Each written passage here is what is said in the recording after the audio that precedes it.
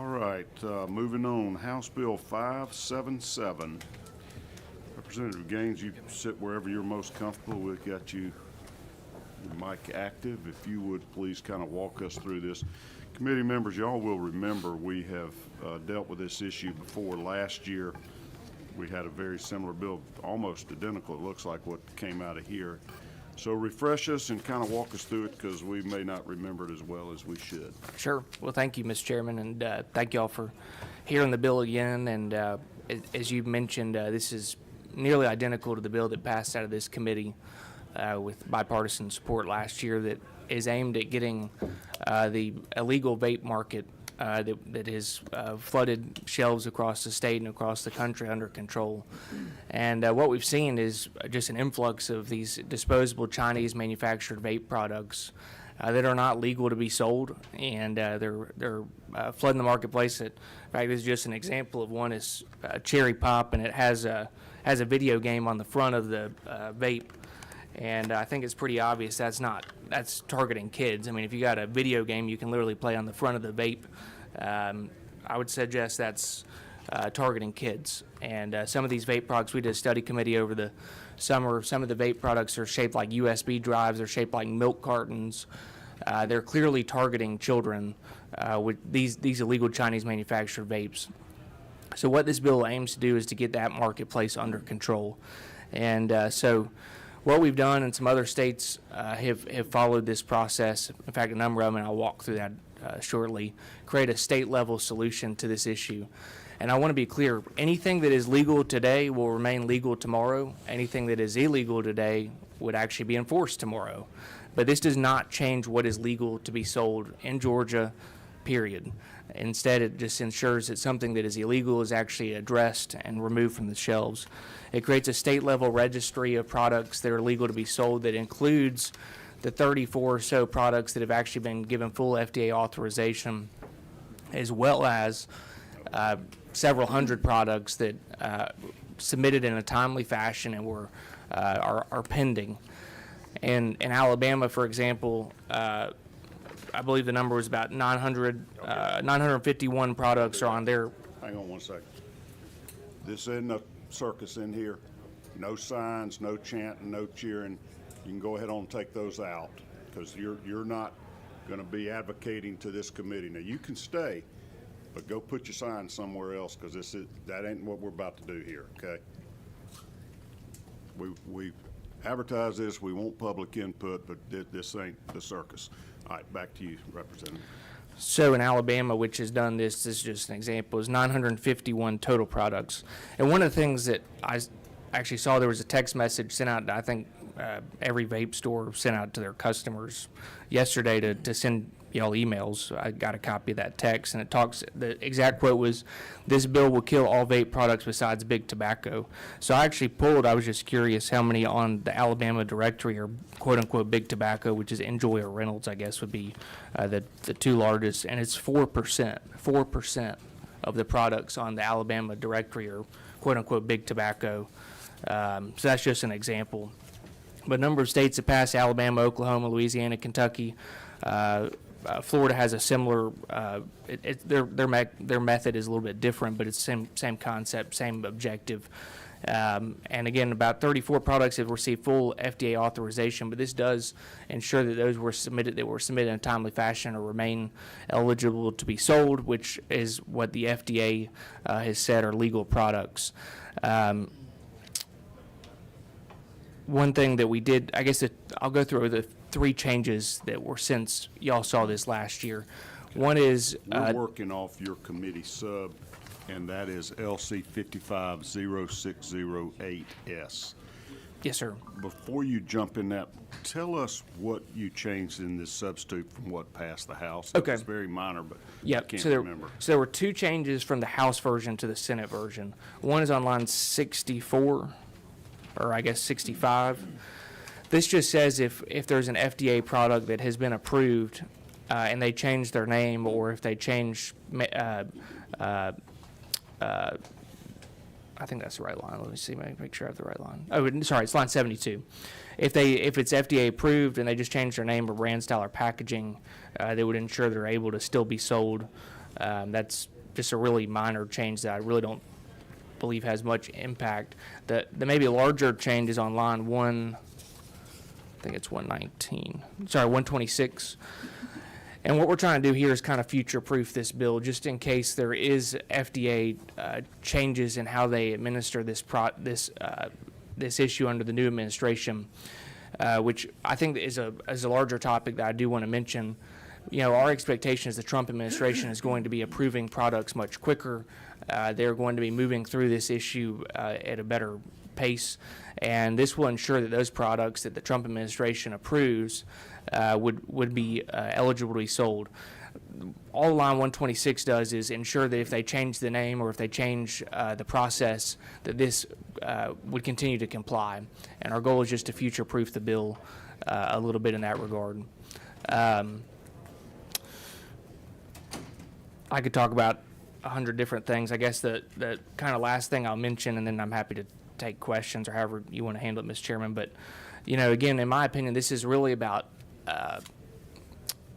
ensuring that we are getting these illegal Chinese manufactured vapes out of the hands of our kids and the hands of those out of consumers.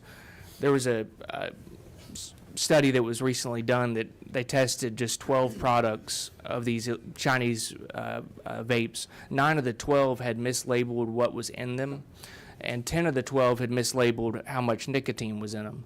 So we have no idea what's in these products. They're not being checked by anybody. And so that's why I think it's important that we do go through a process and ensure that that what's being sold is legal. And really, all this benefits is the Chinese government. I mean, China is the world's largest manufacturer of these products. If we want to try to address that issue, I think this bill will help in that regard. And so I'm happy to answer questions however you want me to handle it. All right, I need to get us the big picture a little bit here. Who regulates vape products, nicotine-based vape products in America? The FDA. All right. And I remember from last year, there were quite a few products that had applied for FDA approval, and they were just sort of in purgatory. They were pending. They were waiting for a ruling by the FDA. And part of what the bill wanted to do is say, you can't sell them till you get approved, right? So it would ensure that those that have been fully FDA authorized will be sold. The FDA also, and it's in the legislation, the specific dates. These are dates that the FDA stated. It's on line 37, September 9th, 2020. So it was a product that was in the marketplace by August 8th of 2016 and submitted for PMTA by September 9th, 2020.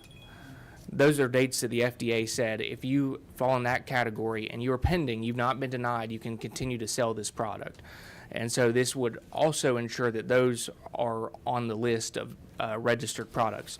Is that what your registry does, just list everybody that's FDA approved and who is pending for approval? That's right. And why it's so important is, one, there is no list today. So a store is not even able to know if what they're selling is legal because there's no list other than the 34 products, which here's the list right here of the 34 products.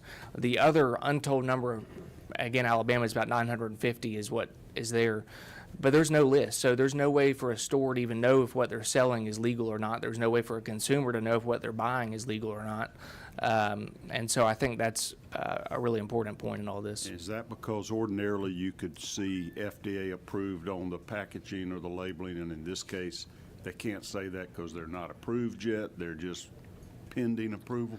That's right. And there is on the FDA page a list of the 34 products and like when they were approved. So, for example, since we last talked about this issue, it looks like I think there was about 9 or 10 products that have been approved over the last year. But there's no list of the ones that were submitted by 2016 or on the market in 2016 and submitted by 2020. There's no list of those products anywhere. So this would create a way for them to opt in and show that they are submitted in a timely fashion and be able to be on the registry. Okay. So what is the harm we're trying to protect against? I mean, is nicotine a bad thing? Originally, the vapes were to get people off of smoking. Right. And we want to protect that right for folks that are using this to get off of smoking or otherwise. That's important. And for adults, I think that's certainly the use of vape products, and I think it's important that we continue to protect those. I think what we're trying to really address, though, is products like this, that are cherry pop and have a video game on the front of them. They're clearly targeting kids. It is illegal now to sell these products to anyone under 21. That's correct. So if you're a retailer, you're supposed to card them just like selling a pack of cigarettes or a six-pack of beer. That's right. Okay. And you think by having this registry it will help with the sales to minors by knocking people out that are targeted towards kids, because we assume those would not be FDA approved? Is that where you're headed? Well, I think that the products that are FDA approved, I mean, and I can run through them here, but none of these products are cherry pop or Okay. have a video game on the front of them. They're, menthol flavored, flavors that are not clearly targeted towards kids. And when the FDA approves these products, they're looking to ensure that they are in the furtherance of public health to try to get individuals off of smoking versus trying to encourage a next generation of kids to be addicted to vape products. All right. I'm going to recognize Senator Summers first, and then I'll get you, Senator Anderson. You're recognized for a question. Mr. Chairman, thank you. Representative Gaines, let me state for the record, I wish nobody was ever smoking, period, okay? But they are, and that's the reality, and this is where we are.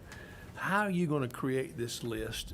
Who's going to create this list? Is it going to be a self-reporting list of people? I mean, I did some checking, and I found out that in Oklahoma, they have 12,000 on their list in Oklahoma, but it's self-reporting.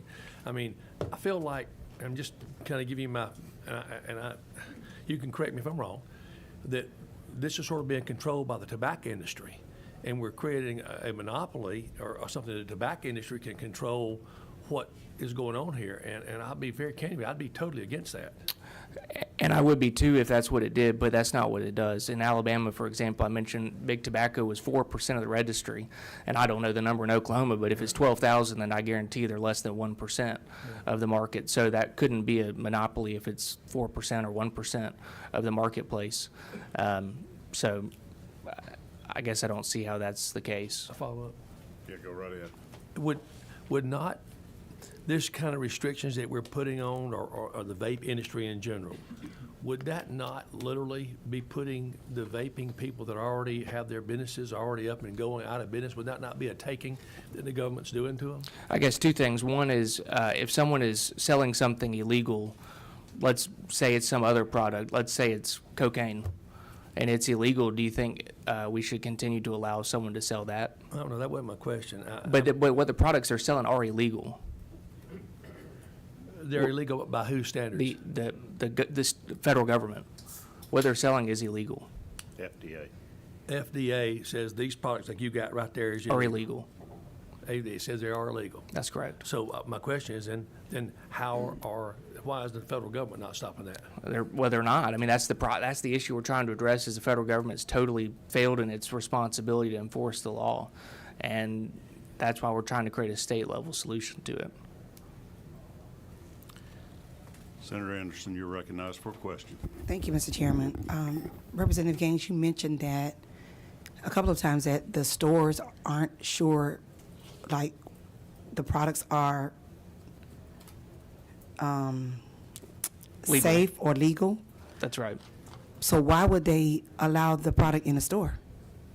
I guess you could ask the store owners that question. And I think that's like my big question. And Senator Summers, to one of your questions, kind of tying these both together, I have checked, and I may be wrong, and maybe we'll hear from some folks today, but in the states that have passed these registries, I'm not familiar with one vape shop that is closed due to those registries. And I've checked in these states And I can assure you there's a lot of vape shops in Louisiana and Alabama and these other states. Now, I could be wrong. There may be someone who can testify to that. I've asked multiple times for someone to show me a single vape shop that has closed as a result of these bills, and I've not gotten that. Okay, but my question is, why is the store selling it? If you're saying it's illegal, Yeah, stay right there. Yeah, so right now, there is a number of products that we don't know what that number is, but if they were on the shelf in 2016 and submitted what's called a PMTA by 2020, then they can be sold, even though they're not FDA approved. There's no list of those products. What this bill does try to work to do is to create a list of those products so that stores know that what they're selling is legal. We know the 34. The 34 is kind of the easy answer. Those have full FDA authorization to be sold. But there's an untold number of products that were submitted by dates the FDA set, and as long as they're pending and they've not been rejected, they can continue to be sold. But there's no list of those products. That's what this bill is aiming to do, is create a list of those products so that stores know when what they're selling is legal to be sold. Okay, but they're getting it from somewhere Getting the product. Yep, to bring to their store to sell, that's right. and they're not sure what they're selling is Correct. legal. Correct. That's right. Makes no sense. It makes no sense to me either. That's what this is addressing. Right. So these stores don't have a way of knowing But they bought whether it the from somewhere. product applied within that time. But they bought it phrase. from somewhere, is my Yeah. point. So They bought it. if you know what you brought is from a not a source that is not legal, then why would you bring it to your store? It's a great question. Okay. And I'll tell you, the Georgia Convenience Store Association, which you'll probably hear from them, but the convenience stores support this because they want to know what they're selling is legal. Okay. And that's why I would ask anybody who's opposed to this, that owns a vape store or otherwise, why would you oppose this? You should want to know what you're selling is a legal product. Okay. Thank you, Mr. And what's happening in a lot of these cases, like I guarantee this product came literally straight off the boat from China. It went straight onto the shelf. But- Nobody checks what's in it. Whatever it says, amount of nicotine. Nobody knows that that's the right amount. They could be totally mislabeled. And it could be that is pending action Okay. by FDA, so That makes it's sense. legal, and it very well may be that it's It might be, not. but we don't know. That's right. If you had any brains, you'd know that wasn't, because Correct. FDA doesn't approve video game packaged Cherry pop. cherry That's right. pops. Okay. But since you don't know, your list is the registry is so that the retailers can look and make sure they're not selling illegal products. That's right. Senator Sims, you're Thank you, recognized Mr. for a Chairman. question. Thank you, Senator. Thank you, Mr. Chair. Representative Gaines, thank you so much for bringing this bill. I want to go back to the term illegal shops.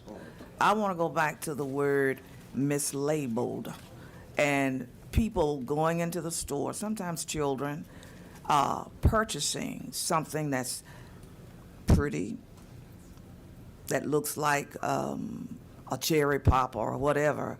How did we get here? How did we get to the point where you can set up an illegal shop or you can sell illegal goods? How did we get here and think that it's okay? That's a great question. I mean, basically, a large part of this industry, unfortunately, was created, and it's unfortunate that many facilities have, and really, again, this benefits the manufacturers in China that are creating these products. But it is very unfortunate that we're at this point.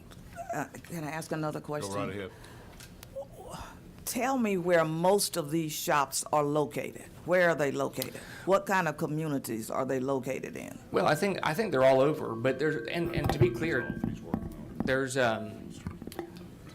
we don't want to put vape stores out of business as long as they're selling products that that consumers know what's in them and that they have some sort of either authorization or pending status. That's not the goal of this. And so I want to be clear that we're not targeting vape stores. What we're targeting is the products that are in those stores. Sir, I'm targeting anything that is illegal, anything that is harmful and not safe to children and the consumers in my district. Now, if they choose to erect these stores if they have them there, then they should do their due diligence to make sure that the products being sold are safe for the community. So, you know, you just can't go and put up a store and say, okay, we're going to make a lot of money, and the product is not safe. Thank you. Thank you, you. Mr. Chairman. Thank you, Senator Sims. Senator Harbison, you're recognized for a question. Thank you. Thank you for taking the questions. I'm looking at the health aspect of it. How can you quantify, at least standardize, a system that can tell you that vaping cause a ceasing to have addiction to cigarettes abated somewhat? How do you know that? Not you, but how does the people who would be in charge of that kind of, how do they know that? The FDA or what chemical company would be analyzing it? How do we know that? Yeah, it's a good question. So when manufacturers submit to the FDA to get authorization, I mean, it's hundreds of thousands of pages of research, and they have to prove that what they're selling is that objective, is to get somebody off of smoking, not to try to get somebody, the next generation of kids addicted to something new. And that's why that process is important, so that the scientific evidence can show that what they're doing is actually getting people off of smoking, not starting a new addiction. And the reason I'm asking this, and it's just kind of counterintuitive to see somebody with a whole room full of smoke and ingesting into their lungs and say, hey, it's not harmful. It's Yeah. causing me to get off cigarettes. As an ex-smoker myself, I can understand want to get off because I quit cold turkey.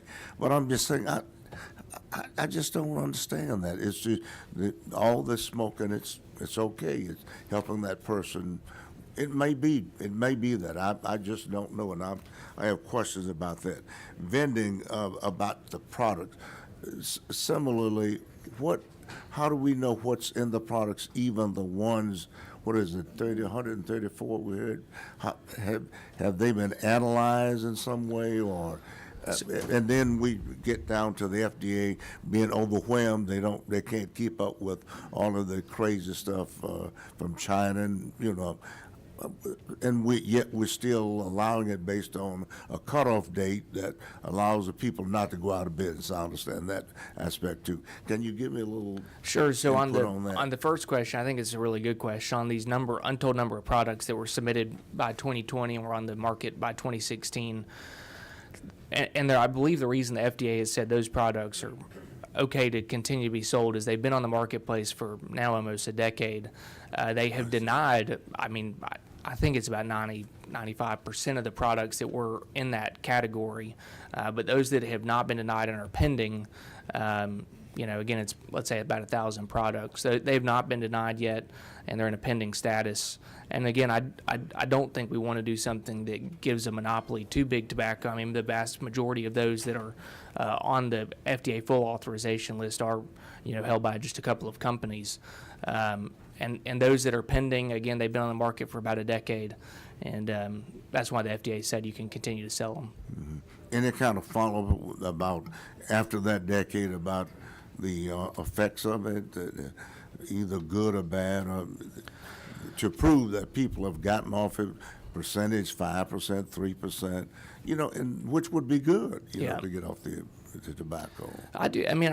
You'll probably hear stories today. I do think that some people have been able to get off of smoking through vaping, and I don't want to take that right away for adults. Okay. Thank you, sir. Appreciate it. Senator Summers, you're recognized for a question.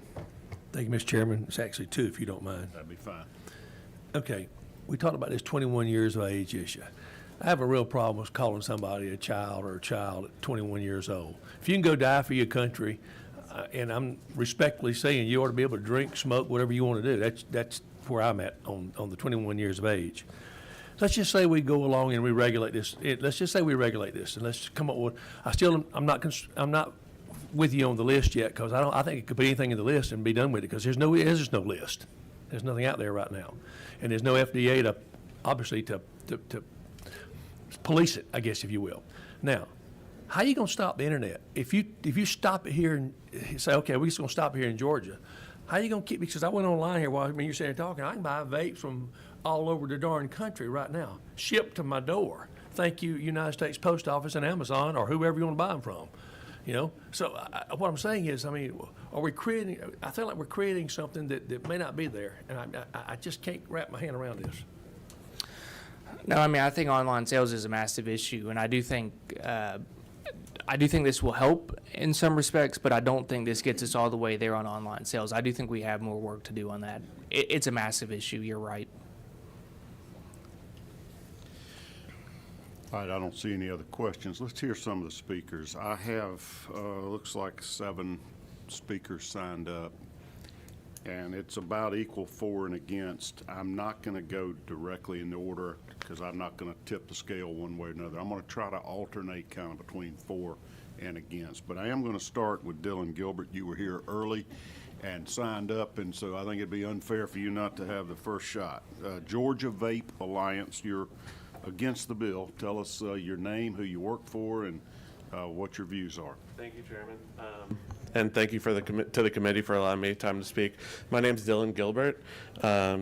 Representative Gaines and I have become very well acquainted at this point. I am president of the Georgia Vape Alliance, and I own 10 stores in the state of Georgia, primarily around Savannah, but a couple in Columbus as well. We do have some concerns about this bill. As has been said before, the 34 products that the FDA has green-lighted or given marketing granted orders are explicitly owned by Altria, Reynolds, Philip Morris, and then another company called Logic, all big tobacco companies. It is true that certain registries in certain states do have additional products, but for example, Alabama, my business partner does have a store in Alabama, so I'm very well acquainted with the laws there. They are not enforcing the registry whatsoever. The ABC board, which is the enforcement body for the state of Alabama, has no idea what's going on. Excuse me, my allergies are a little messed up. They will come in and they'll ask the employees questions as to, they don't know. For example, synthetic nicotine products are not allowed specifically in Alabama. And they ask the employees to explain what a synthetic nicotine product is to them. Now, if your enforcement body doesn't know what they're trying to take off the shelves, I think that's a problem. So that's on the Alabama front. Now, Louisiana, I've looked at their registry as well. There's about 500 products. I'd say about 50-50 are big tobacco versus larger vape companies. They do have some open system stuff on there. But as I said, this is basically 4 big tobacco companies and 4 vape companies on the Louisiana registry, which vastly disproportionately favors obviously these larger conglomerates, whereas small manufacturers like our members, Lisa used to manufacture liquid in the state of Georgia, have been pushed out because of the expensive processes that the FDA mandates you go through to sell products. Now, I obviously agree that there needs to be some process you go through to make sure products are safe, but one that obviously has disproportionately favored these larger companies is not the way to do it. And I don't think our state should be spending our tax dollars enforcing this unfair registry system that is already under scrutiny in the Supreme Court. There have been several federal court cases against the FDA for the arbitrary, I quote, arbitrary and capricious way they've denied vape products historically, one of which is still being adjudicated. Wages and White Lion versus the FDA is still being adjudicated by the FDA. So fundamentally, I think basing our state regulation around something that might get thrown out by the Supreme Court or will get changed, I think is a waste of time. I mean, as much as I love our meetings, I'd like to create something permanent that the state can do by itself, and we don't have to start this process all over again if something fundamental changes fundamentally on the federal level. In addition, as Vice Chairman Summers said, there have been, I'll go to hemp for an example. There's a bunch of hemp regulation that passed last year, and we've seen other stores in our communities have not complied with. And that drives, obviously, the customers don't understand what the regulation is. All of these customers that, they want a particular product, something they've been used to that got pulled off the shelves, they're just going to go to all the bad actors, all the stores that are not following the rules, or as Vice Chairman Summers said, they're going to go online. I see ads on X for hemp flour all the time. You can buy it. I know it's $40 for a quarter pound, or sorry, $200 for a quarter pound, $40 for, an ounce or something. And that's illegal to possess, right? Exactly, yes. Okay. So, and we know overwhelmingly that these kids are not buying their vape products from vape stores. They're getting them from informal sources. They're getting them from family and friends that are buying it on their behalf, or they're getting them online, which this bill wouldn't do anything to address. You still have these kids that are, say, buying, 10, 20, 30 online, taking them to school and selling them out of their backpack to, God knows who. I do believe that there should be, some other reasonable regulation. Like, obviously, there should not be a vape with a video game on it. That serves no purpose. Do you sell those in your stores? Absolutely not. No. Okay. You're more than welcome to come check, and we will ID you if you try to buy anything. I've seen it firsthand. We have police officers come in decked to the gills. What do you do to ensure that the products you sell are FDA approved or are pending for approval? So we do our best. As Representative Gaines has said, there is no explicit list. We do follow the FDA database, which does tell us which products are approved. We also follow, they post every few weeks or every month, they'll post these large lists of red flag products that are not allowed, and we will not sell any of those products, obviously, once they've been published. Would it help you if we had a Georgia list registry so you could simply look at that before you bought a product to resell? Fundamentally, obviously, I think there is benefit to having more clarity, but I think the way it's done with the PMTA process or other registry bills, I do not agree with. I think a list of banned products might be beneficial. The fact that a manufacturer has to spend $1,000 per product, which disproportionately affects open system products, which are primarily what we sell, because they have so many different SKUs, a bunch of different nicotine levels, again, sort of favors these larger companies. I think a list of, say, banned marketing, say you can't have cartoon characters, you can't have candy, you can't have stuff like that. You have to, and I believe Senator Harbison asked about the ingredients. All of these products that are pending or granted by the FDA, they have a list of all the ingredients. Any company that was on the market that sent in all their paperwork, the FDA has a list of their ingredients. So I believe we should say, I don't know if we can get that list of ingredients from the FDA or how that would work, but I believe if a product wants to be legal in Georgia, maybe you have to send in your ingredients and you can't change your ingredients. Stuff like that we would absolutely be in favor of. But I just don't think that basing it on this broken federal process is the right way to do things. Senator Summers, you're recognized for a question. Thank you for your testimony, sir. And all that stuff is good. You made a statement. You said 4 big tobacco companies. Let's talk about that. Explain that to me. What that means. Yeah, so this bill was drafted by Altria. It's been brought in many states. It's passed in a few, Louisiana, Alabama, Kentucky. And sorry, just to take this opportunity to answer another question I was asked about stores closing. Louisiana is primarily the state that I know that is fully enforced, and it just started getting enforced in March of last year. So I think it's hard to find data on store closures. But back on the big tobacco front, Altria fundamentally knows that this bill or this regulatory process disproportionately benefits them. So they want to codify this into the state laws, that the states enforce this process that they know benefits them. Well, that's because they don't want unfair competition, right? They went through all those processes. They got FDA approval. They prove their products are safe and don't appeal to children, and yet they have Chinese companies and others coming in and not getting the FDA approval. Yeah. That is the safety net, what our country set up to protect, and they're circumventing that. I agree to an extent. I think the problem lies in the process. When you have, and Lisa, when she talks, she'll explain a little bit more, but fundamentally the products that are approved and the products that are not approved, and some of the products that are not approved, are no different, is the issue. So The your beef is against the FDA. You don't like who they approve and who they don't, and the fact that they won't get off their duffs and do something. Yeah, Last year we were in here, they had a deadline.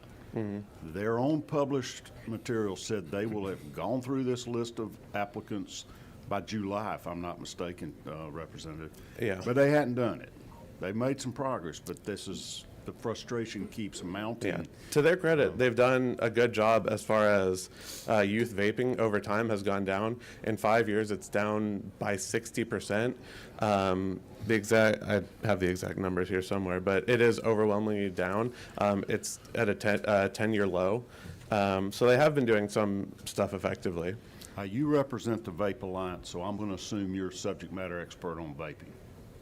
Feel like you know as much. I as anybody know else a in here. lot, yeah. Okay. When did vaping begin? Who's the first person ever invented a vape cartridge, came up with that instead of a cigarette? It was quite a while ago. Really, the industry started taking off around 2012. Okay. I think the technology had existed in like maybe the mid 90s. Someone invented like the Juul the basic first one? premise. Juul was not, no. Stuff Juul before that. Juul took off, and it kind of made everything more mainstream right around that like 2018, 2019. But no, we've been around a lot longer. Okay. And am I right that it was created for an alternative to smoking, so you didn't get all the carcinogens? You still got your nicotine, but you didn't Exactly, get everything yes. else. And the FDA even acknowledges as much. They don't say we're safer. They say it is less harmful, about Okay. 2 to 3 times less harmful, So they say. what's the harm in nicotine?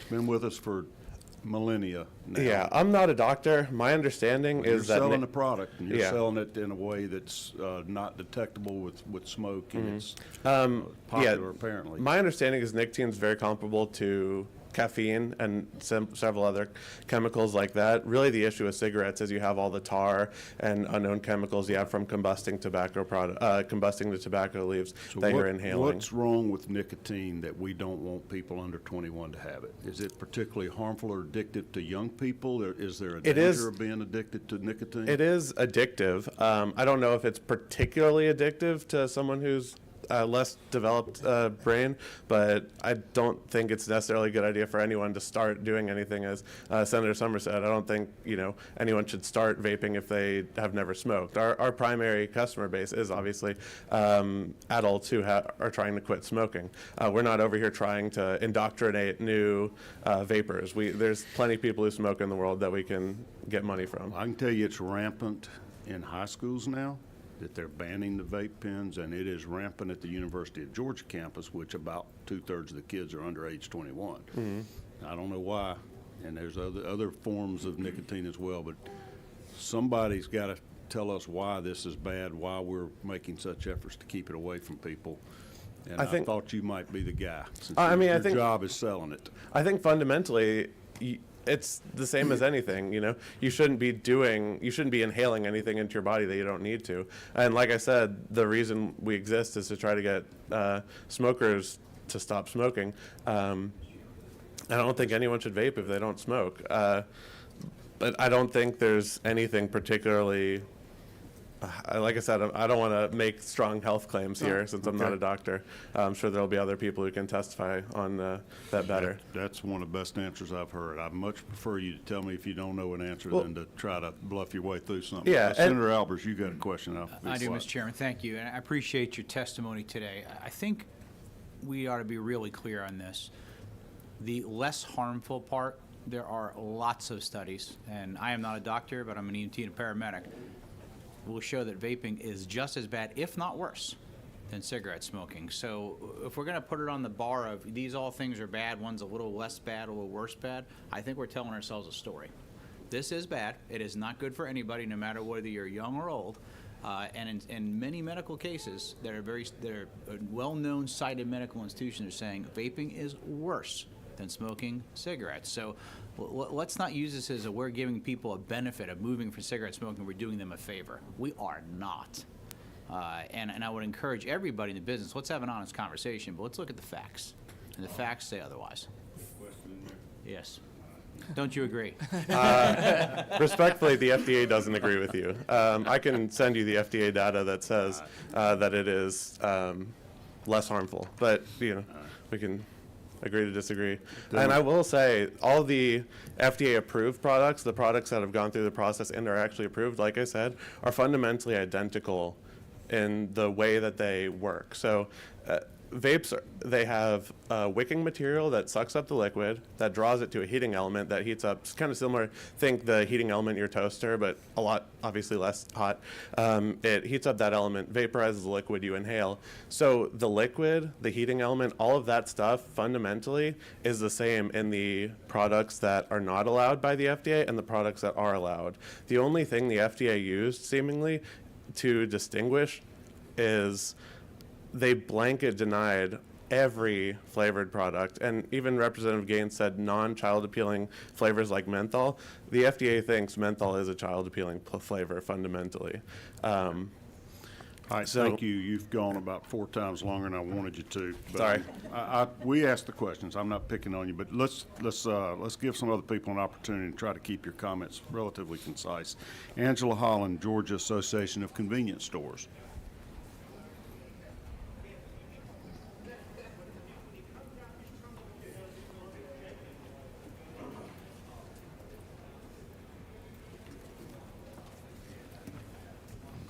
Good morning, Mr. Chairman, members of the committee. I am Angela Holland, and I serve as the president of the Georgia Association of Convenience Stores. We represent roughly 2,000 of the 7,000 stores in this state, and we represent multi-generational family-owned businesses to larger corporate companies. Our members are responsible retailers of age-restricted products, including tobacco and vapor products. According to the 2023 data provided on the FDA's website, there were 3,790 compliance checks, underage compliance checks conducted throughout the state in all types of retail outlets. Of those compliance checks, 29 locations received warning letters, 7 received civil money penalties, and of those 7 penalties, only 1 was based on cigarette sales, while the others were vaping sales. Who's the compliance agency in Georgia? Who's making all these checks? Department of Revenue Okay. and local law enforcement can make those as well. Right. And we did have 1 member that was cited in 2023, and we have one of the lowest underage sales percentages in the country. We support House Bill 577 as it was presented earlier, and we thank the bill sponsor for Representative Gaines for working with us during the 2024 legislative session this summer. And the bill establishes a state vapor directory that helps strengthen enforcement measures against the growing problem of unauthorized vape products. Currently, Georgia maintains a directory for cigarettes that are lawful for sale, and HB 577 serves the same purpose. This legislation targets unregulated and unauthorized flavor disposable vape products. An established vapor registry will help clarify which vapor products are authorized for sale and allow businesses that sell those products to confirm the legality quickly and easily before selling it. And this will also clarify and improve industry-wide compliance. We believe increased transparency and accountability are needed to address the concerns we all have with vapor products, especially due to the lack of enforcement from the FDA. Responsible retailers like our members want clarity regarding ambiguous and confusing regulations, and this bill provides the tools and clarity we need to make informed decisions. Now, there was a change on lines 32 through 34 that we did not comment to earlier, and we feel that if the purpose of this bill is to make sure retailers are selling FDA-approved products, then we'd argue that those lines, which now allow open systems leave a large loophole. So what do your 2,000 stores do now when they're ordering products, vape products to sell? What do you do to ensure that they're FDA approved or safe for the public? So I made a few phone calls earlier in this session to some of the wholesalers that distribute the tobacco and vape products to our members, and they only purchase products that are on the FDA approved list So currently. your wholesalers like McLean Southeast or whoever that's delivering to your stores, you rely on them to do the vetting, so to Yes. speak? Okay. Yes, for our members, yes. Would this bill help you assure that you're not selling non-FDA approved products? Yes. Okay. Any questions for Ms. Holland? Senator Ginn, you're recognized for a question. Thank you, Mr. Chairman. Ms. Holland, I appreciate your testimony. I wasn't sure when you listed those that had been cited and the numbers, that was just of your members? No, Or is sir, that is was of the total. Of the total. 7,000? Yes. Okay. There were 3,790 compliance checks in 2023. Okay, because I could see, your members being part of your group and your organization would probably be, I bet you they're less of that number than others, but that's just because you do have a responsible membership. I'm familiar with a lot of them. So We thank you. do, and they are checked frequently. Senator Summers, you're recognized for a question. Thank you, Mr. Chairman. Ms. Holland, two-part question. Yes, sir. How many vape shops are there in Georgia, do you know of? Not your stores. I do not know that answer. Would it be, Mr. Chairman, follow up? Yes. Would it not be beneficial to your stores if the vape stores are basically put out of business? Wouldn't that improve that you all would be the only ones to be able to sell vapes? I'm just trying to wrap my head around this. No, sir, they would still be able to sell the vapes that are on the approved list.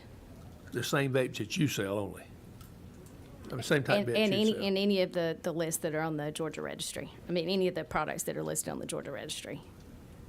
And a follow-up question for Yep, for one more. Representative Gaines? Yeah. Representative Gaines, if I'm not mistaken, back in about 2024, President Trump said he was 100% for the vaping market, and he was very against anybody creating laws that would do away with the vaping industry, and he said he would do something to fix that. Do you think that's why the FDA is not moving on these lists, because of his statement of that level? Well, from what I understand, the Trump administration is actually going to approve these products quicker, and so I think that this will actually strengthen what they're trying to do at the federal level. I've also seen, some of the Trump administration folks talking about these illegal Chinese manufactured products, and I think the Trump administration is pretty strong against China, and that's what this bill is really targeting, is China. So I think that from what I've seen, this is going to play in concert with what the Trump administration is doing. Thank you. Mr. Chairman. All right, Senator Anderson. Thank you, Mr. Chairman. My question is for Ms. Holland. So your stores, do they only purchase from a specific vendor that you authorize? The members that I polled, yes, they were only purchasing from their warehouse, from their grocery wholesalers who had already vetted those programs. So then I polled those wholesalers, and they had already vetted those products and were only purchasing products that were on the FDA-approved list. So they're only allowed to purchase from certain, No, ma'am, retailers they can purchase it from anyone they wanted to if they wanted to buy it out of the back of a van, which is what's happening now. okay, thanks. Thank you, Mr. Chairman. All right. Thank you. If you'll just stand by, Angela, I'm going to ask, is it Lisa Gimmo? Gino? Yeah, I think I remember you from last year. Vape Right? Yes, sir. Okay, if you'll share your thoughts with us. I've got some props. Is there any way I could join Representative Gaines? or You do want me to can. stay here? You can sit up here if you prefer. Yeah, that. Sir, you don't have to, okay. Thank you very much. Thank y'all very much. My name's Lisa Gano. I've been in the vape business since 2009. So you're talking about when it started. I was actually teaching school when it started. My husband smoked, couldn't quit. He had done Chantix, he had done Wellbutrin, he had done patch, he had done everything, couldn't quit. He got online, got something that we called a Cigalite, and he was able to quit. At that time, he was doing 36 milligrams of nicotine, which is a great deal. Nowadays, since things have progressed and the devices have gotten better, this is an example of an open system where you have the battery and you have a tank. This right here is not a kid product. This right here runs for about $100 in my store. without this, and this is the majority of my sales. They also have to buy e-liquid. This is not, as far as I know, this is pending. It's hard to tell. But as you can see, while it is a fruit flavor, everything is very bland. We were able to get started in something like this. You would also need batteries and a battery charger. You need coils. It's going to run you close to $200 to get started. This is not a kid product. Is that FDA approved, what you're showing us? It would be pending, not approved. The So it approved can be ones, sold. the approved one is $6 and $10. I got both of these yesterday at Quick Trip for $18. Okay, This one is 68 milligrams of nicotine. all righty. FDA approves that? Yes. Okay. And this is Enjoy, which is owned by Philip Morris. Okay. This Views, I believe, is R.J. Reynolds, and Logic is the third company that's FDA approved, and that's owned by Japan Tobacco. Okay. Those are the only items So that that are. one in the black box right there? This one would be it's- pending. It's pending. That I believe is pending, And yes. because it's pending, it is legal to sell? Yes. Okay. But it's hard, the thing is without an open system, this doesn't do me any good. Right. Because if I don't have an open system, I have nothing to put this in. Okay. Because I have to have a tank or what we call a pod, which would be this right here. And even on this device, which is, while it's much smaller and it doesn't require internal batteries, it's still going to be over $100 to get started. Because you have to buy this, you have to buy pods, you have to buy a coil, the heating element to go inside, pay $20 for the liquid. Yeah. So all of these things are something that. That's how the industry works. Yeah. All right, so you Yeah. sell, do you want a registry or not? Would it assist you in making certain that everything's legal, like what you're demonstrating to us today versus, Not the way it is. okay? Personally, because this is connected to the FDA and the PMTA process. We were manufacturing. I had 6 stores beginning of 2024. I now have 1. So you're making your own vapes? I was. Okay, Of and the you were not e-liquid. FDA approved? No, and I Okay. got denied blanket denial, and I quit. I'm following the law. I'm Yeah. doing what it says. Why you want but- these other people to be able to cheat when you couldn't? Why do you Oh, want no, that's Chinese the people and problem. out-of-state people? Part of my problem is enforcement. Does this help you As in enforce? Dylan, my problem is just like on the hemp bill that came through.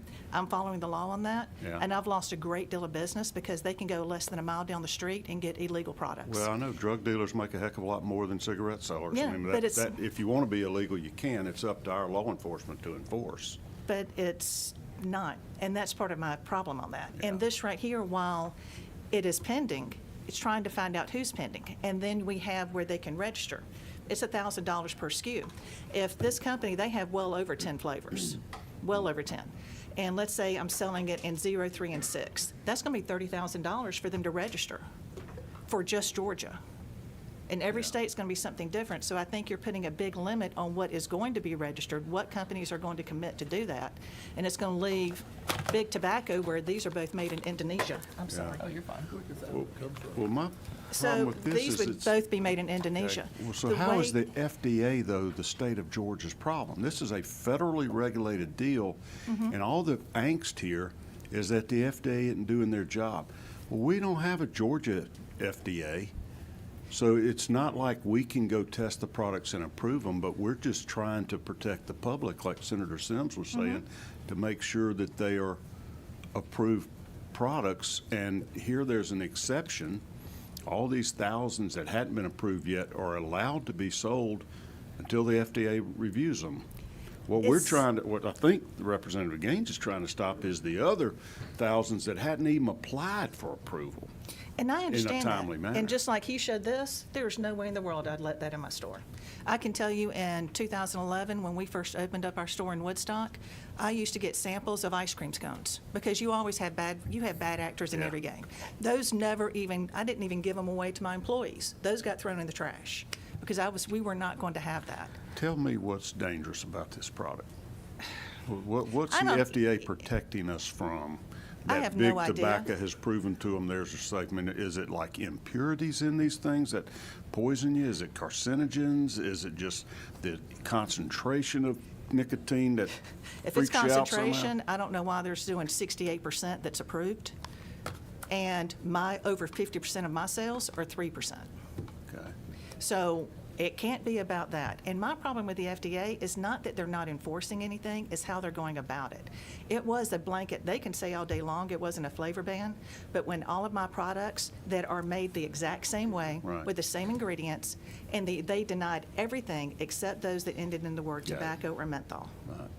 Well, It's try how not they're to be going mad about at it. us. I'm Be- not. I'm Be sorry. mad at I'm the very FDA passionate. and don't I'm be not- mad at Representative Gaines. I'm He's trying to. I'm not help. upset with him either. Okay. This is something that we're very passionate about and trying to help adult smokers get off cigarettes because it is very hard to get off. Do you think it's dangerous for kids? I think the best thing for anybody to breathe is fresh air. Okay. Is truthfully is my belief. But I think if you're smoking cigarettes, you need something better. And my husband doesn't even vape anymore. So this gives people a way to step down to where these products do not. Okay. There's no step down for them. What do you think about smokeless tobacco products?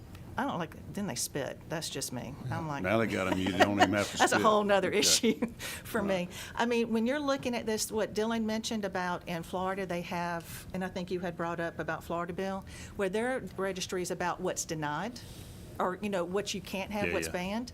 I think that's easier to enforce as well.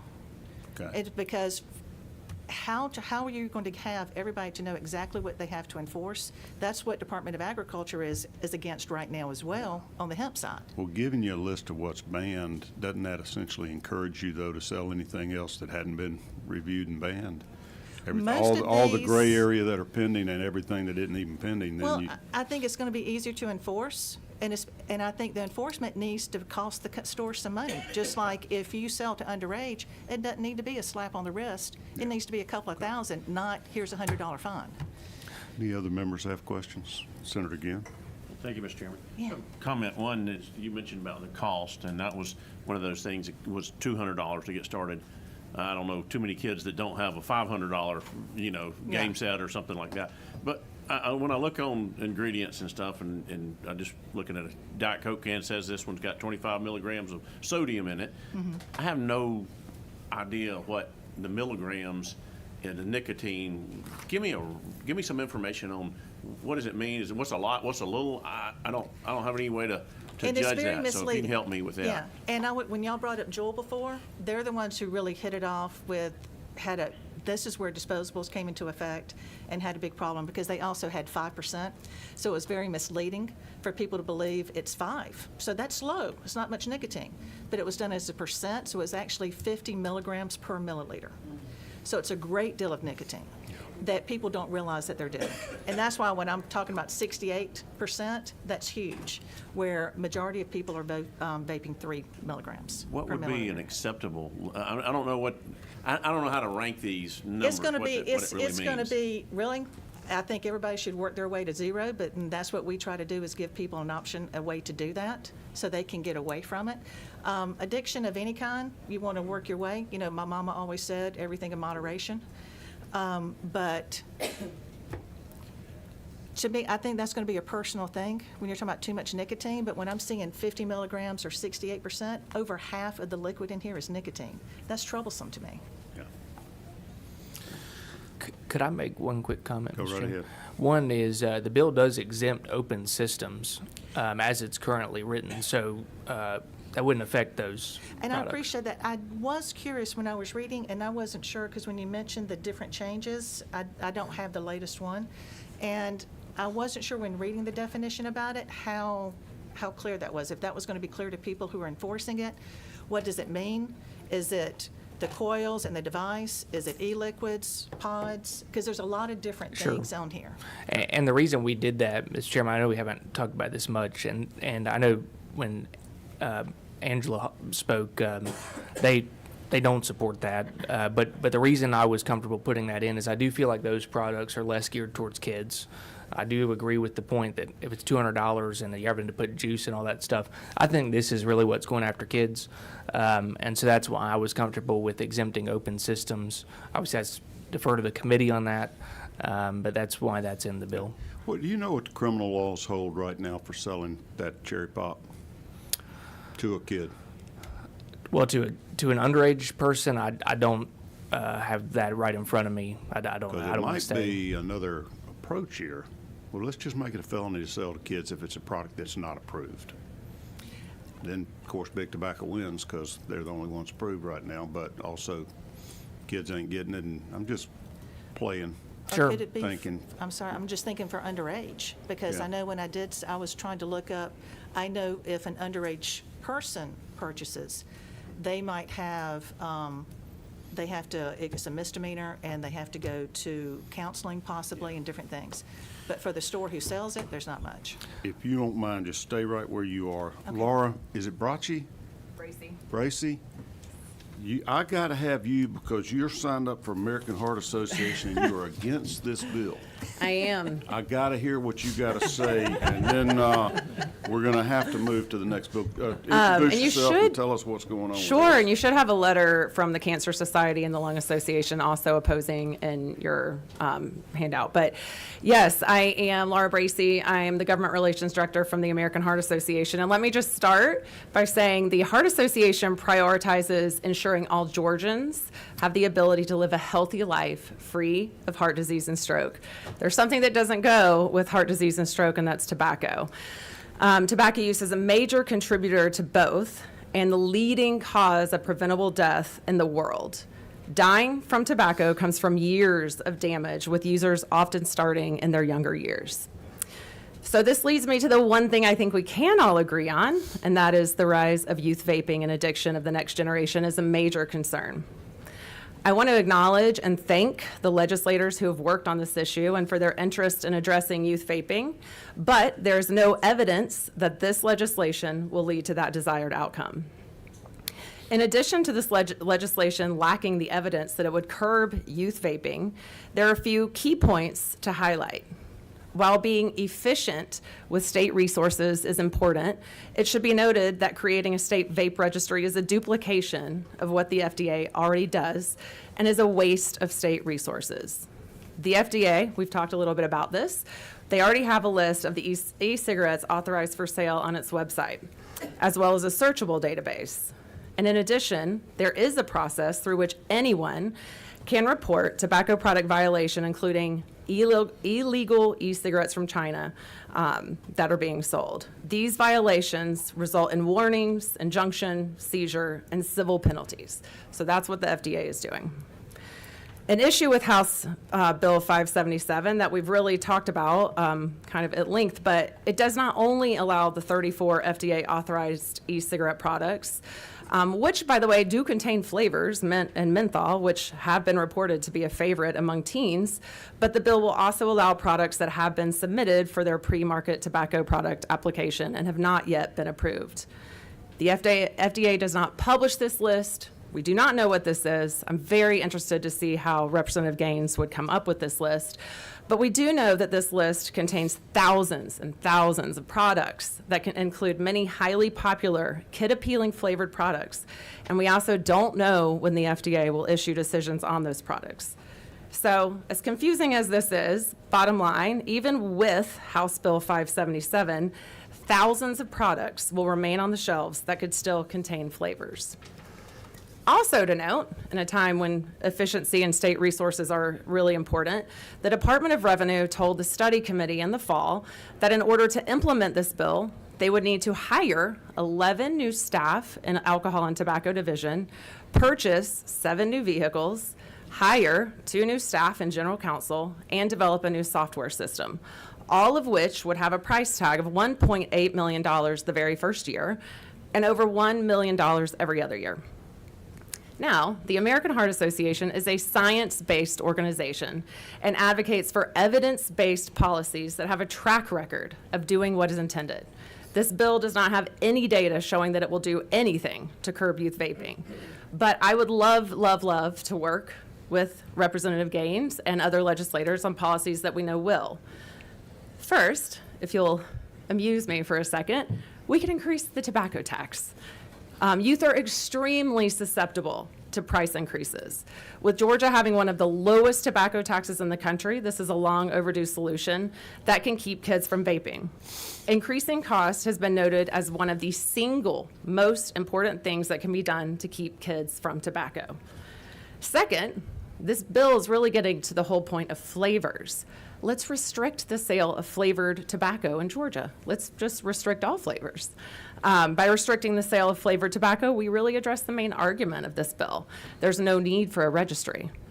And finally, let's invest in comprehensive tobacco retail licensure. Georgia requires retail stores who sell e-cigarettes to pay a tobacco retail license of $20 a year. $20 is our tobacco retail license. If we were to increase that, we could invest in additional compliance checks and make sure that kids under the age of 21 are not getting their hands on these products. And I'd like to end. What do you want us to charge all these vape people to have a license? What's an appropriate tax to put on them per year to sell these products so we can pay for the enforcement? It would probably be less than what the registry is going to charge you guys. I didn't mean to cut But you at off least 250 or more. But I really want to end just with one question that I've been asked as someone representing the Heart Association is, why would the AHA stand up and oppose this bill? Because what does this registry bill hurt? But I really want to ask the question of, what is this registry bill going to help? Because we haven't seen it do anything. Thank you. I need to know, everybody agrees tobacco use causes heart problems, right? Or contributes to. Yes. What about nicotine? Does nicotine Yes. hurt your heart? Nicotine hurts your heart. Well, aren't you just against vaping nicotine, period, then? I mean, I would love that. Are you guys down for a no vape bill? Anybody? I don't know, you're the lobbyist, get it going. All right, Find let's your do it. legislator and ask them to introduce it. Representative Gaines, are you in? We're past crossover day, I'll let you off the hook today. Senator Sims, you're recognized for a question. Thank you, Mr. Chairman. Thank you for your testimony. Are you the government relations person for the American Cancer Society? No, with the Heart Association. Okay, so we also have a letter from, someone signed on from the American Cancer Society, and that was, is that person here? Fabian? Yes. I don't think so. Okay. We have gone from curbing vaping from illegal, because I'm going back to that. And that's going to be my sticking point right there. What we're talking about are illegal products, am I right? That's that correct. we're trying to get a handle on to protect the community and the safety of children. I'm going back to that. You mentioned something about vaping, curbing. Did we say anything? Was that a part of your bill? I do think, and I guess I just have a difference of opinion from the speaker. This will remove products like this that are clearly targeted towards kids from the shelf. Okay, and that's targeted what the children. objective of this Yes, bill is. Exactly. So now we're going way beyond Yeah. what your intentions are in this bill, That's correct. which is to protect the safety of children and even others that may be using the product who have no idea or would have no idea of what's in the product. Correct. Am I right? That's right.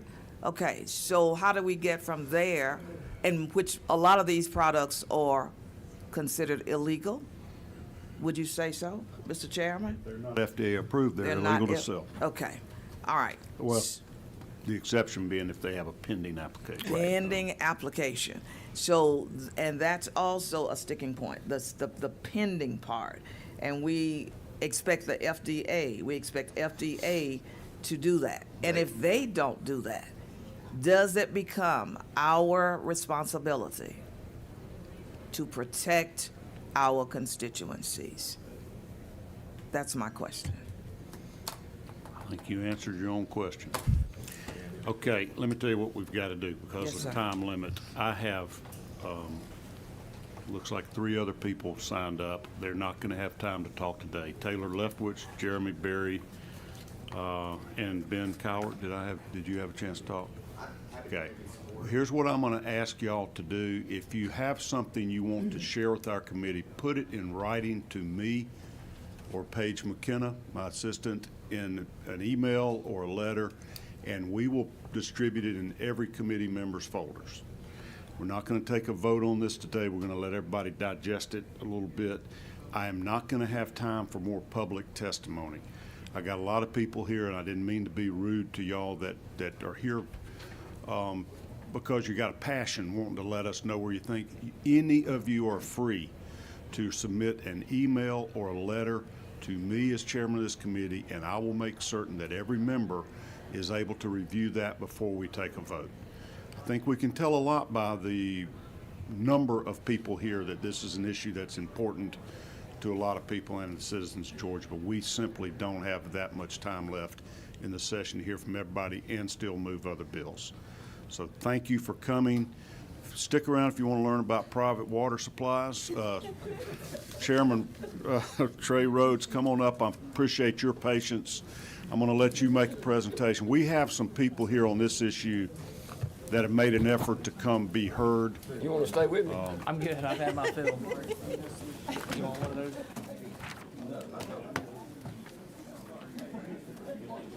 Good move, Mr. Chairman.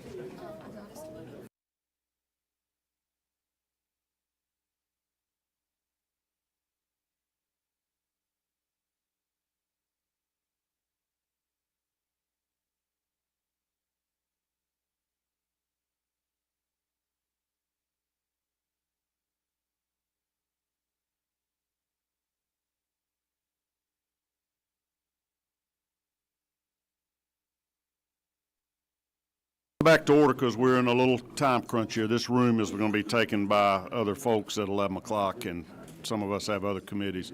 Representative Rhodes, thank you